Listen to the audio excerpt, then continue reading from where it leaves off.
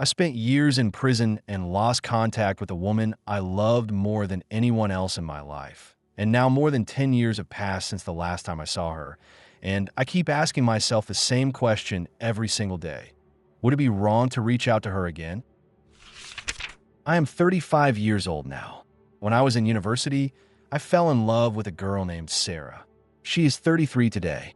She was the younger sister of my best friend, which made her feel like forbidden territory from the very beginning. But no matter how hard I tried, my feelings never faded. They only grew stronger.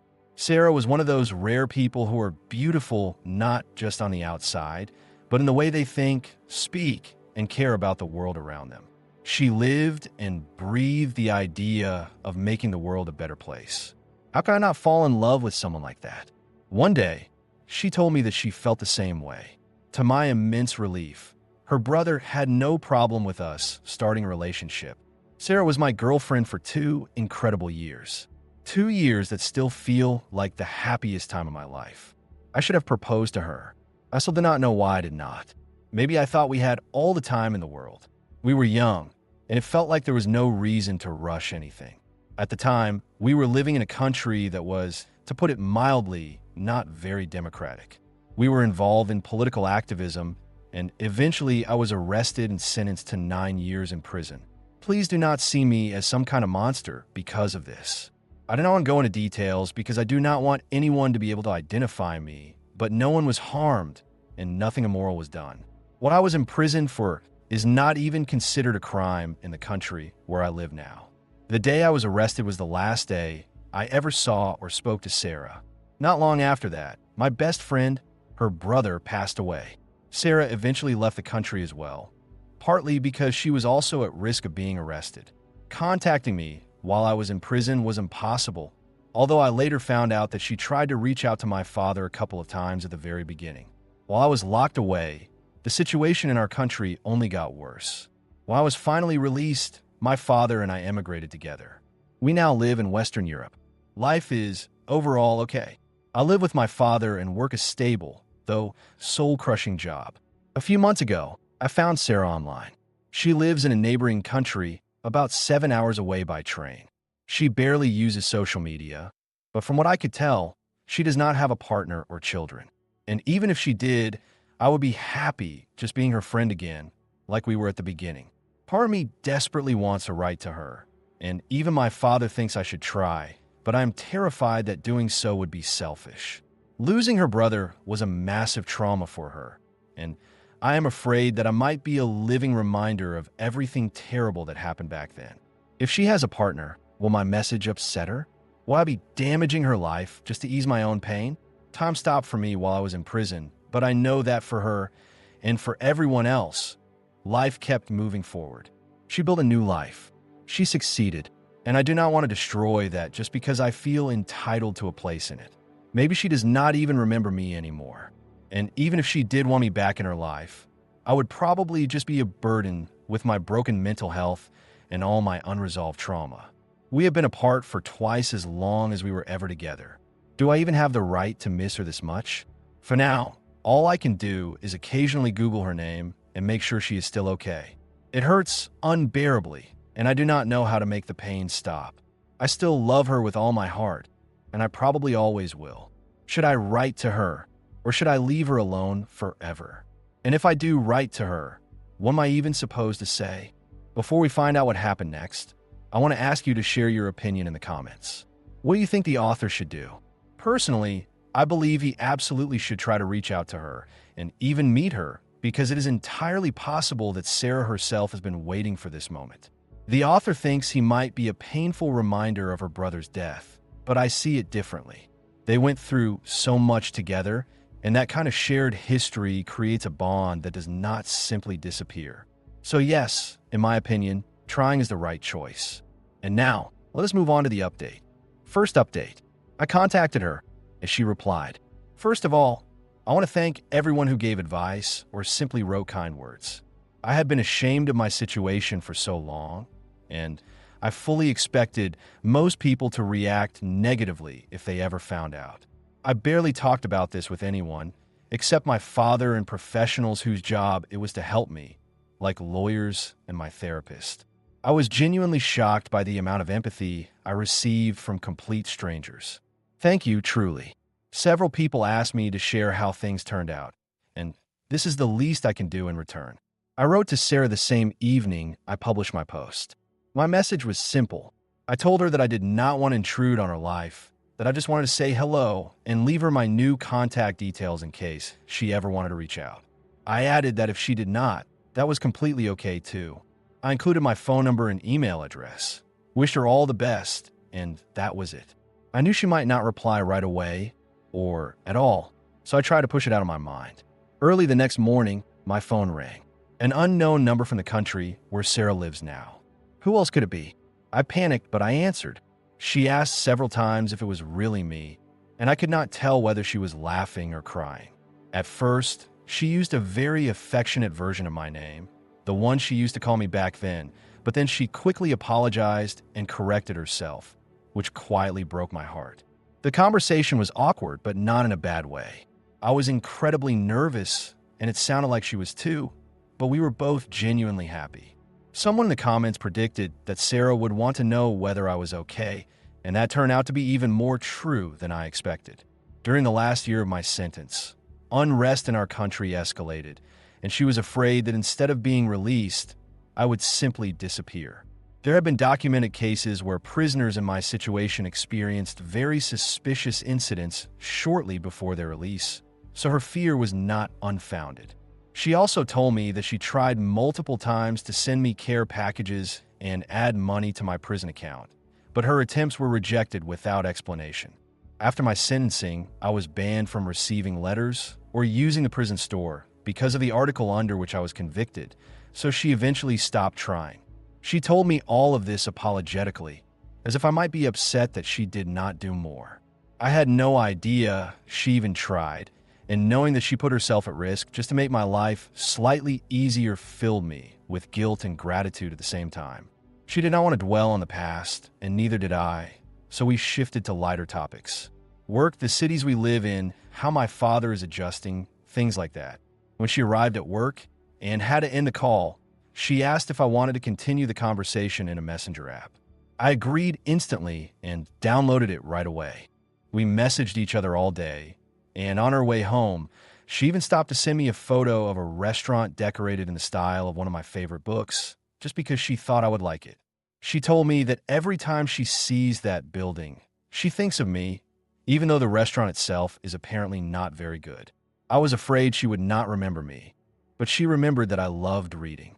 She remembered so many things, even things I'd already forgotten myself.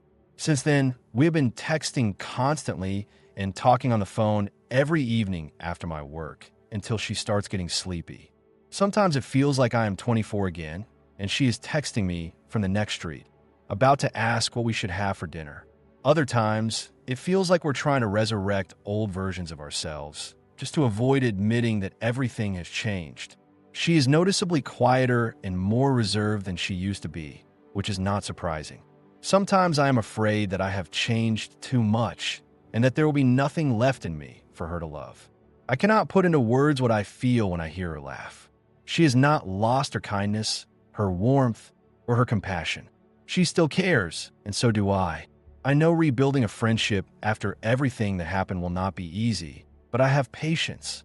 I'm just grateful that I have the chance to get to know her again.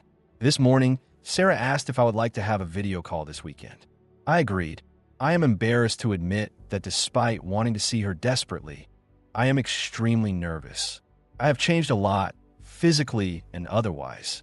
I have issues with my jaw, my teeth look like a hockey player's, and I have lost a lot of weight that I have not managed to gain back yet. When I look in a mirror, I see an old man. I am also afraid that I will not be able to control my emotions when I see her and that I will humiliate myself. I'm not someone who is used to crying in front of people, and I do not want to start now. I do not want to look pathetic, and I do not want her to feel obligated to comfort me.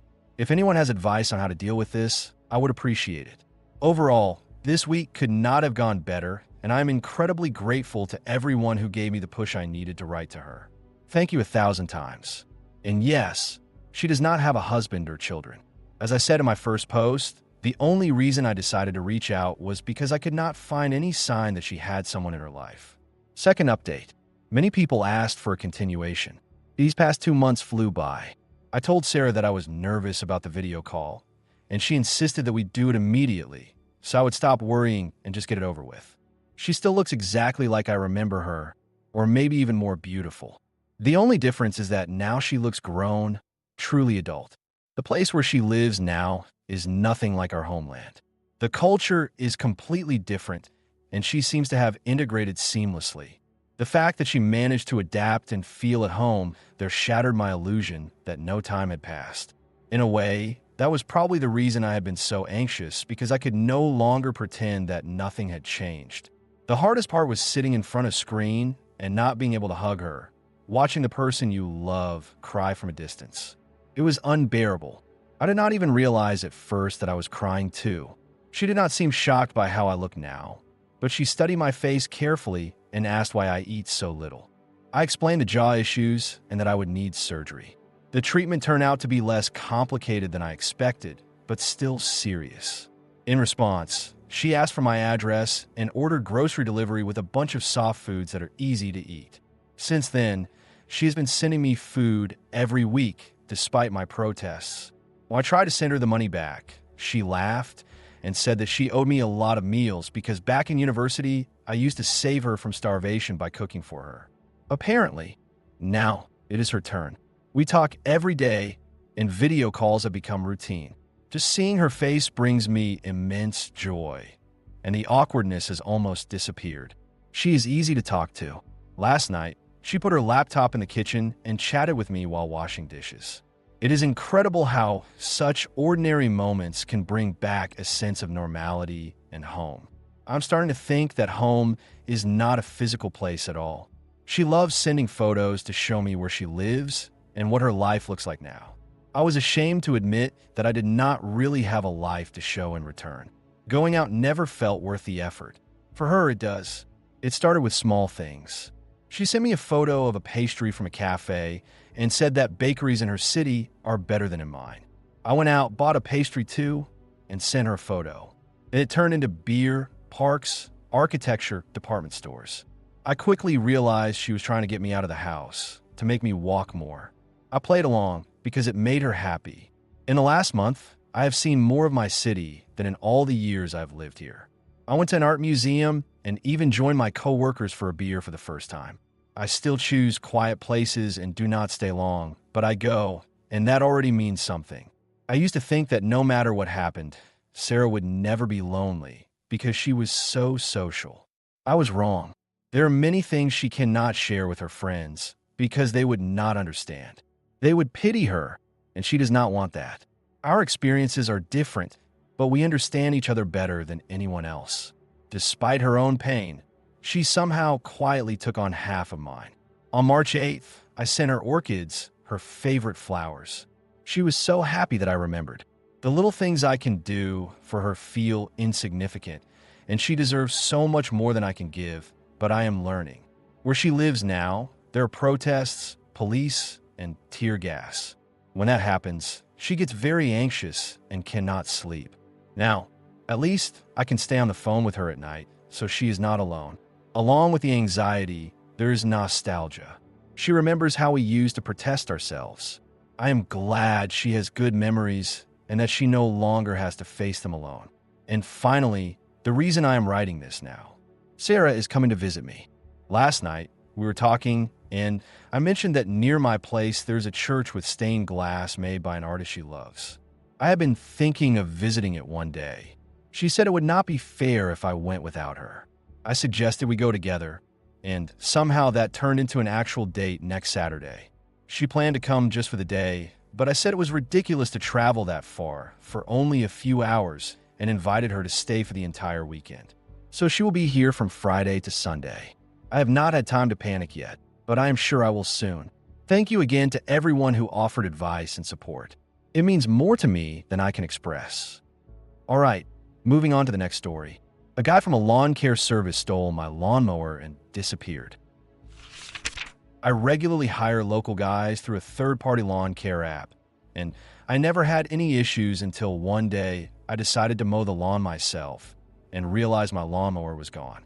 I usually keep it on my back porch, so at first I thought maybe I moved it and forgot, but when I checked the security cameras, I couldn't believe what I was seeing.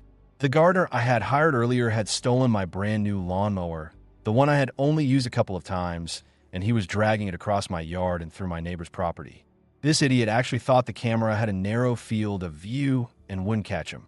I contacted the service immediately, and they confirmed that this was theft and told me I needed to file a police report if I wanted to recover my lawnmower.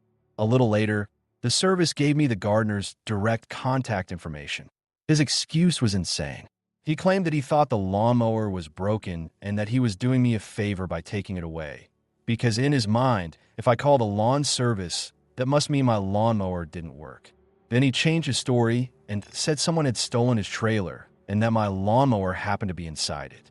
At that point, I was already on the phone with the sheriff, filing an official report. The sheriff told me this counted as felony theft since the value was over $500. He personally contacted the gardener and told him he had 24 hours to either return the lawnmower or pay the full replacement cost. Otherwise, criminal charges would be filed and an arrest warrant would be issued. Small-town sheriffs do not mess around. I also posted the theft video on the neighborhood app Nextdoor, just to warn people. Almost immediately, someone messaged me saying they knew the guy's mother and sister and would reach out to them. Other people sent me links to his Instagram account. That's when things started getting really wild. Someone reposted the video from Nextdoor on a Facebook, and people who knew him in real life started laughing at him publicly. The reason was simple. Online, he was pretending to be a completely different person, a successful entrepreneur, a self-made influencer, a hustler, and now everyone was tagging him in a post showing him stealing a lawnmower. I never wanted to expose him like that. I just wanted my lawnmower back. Not long after that, his mother contacted me and begged me to take down the video and the post, saying it was ruining her son's reputation and business. Honestly, I couldn't help but laugh. I explained exactly what my next steps were and told her it wasn't her responsibility to clean up her son's mess. I sent her the receipt for the lawnmower and told her to forward it to him. At that point, he had 23 hours left before an arrest warrant would be issued. Shortly after that, he deleted all of his social media accounts, and every tag turned gray. It was around 9:47 p.m. when I decided I would call him the next morning at 7 a.m. to see what he planned to do, although I had zero faith this would end well. When I woke up, I had 36 missed calls between 1 and 4 in the morning. Thank God for Do Not Disturb mode and blocking unknown numbers. When I tried calling back, the call went straight to voicemail. I then called from my Google Voice number, and the call went through immediately. He had blocked my real number, even though I was just trying to get my property back.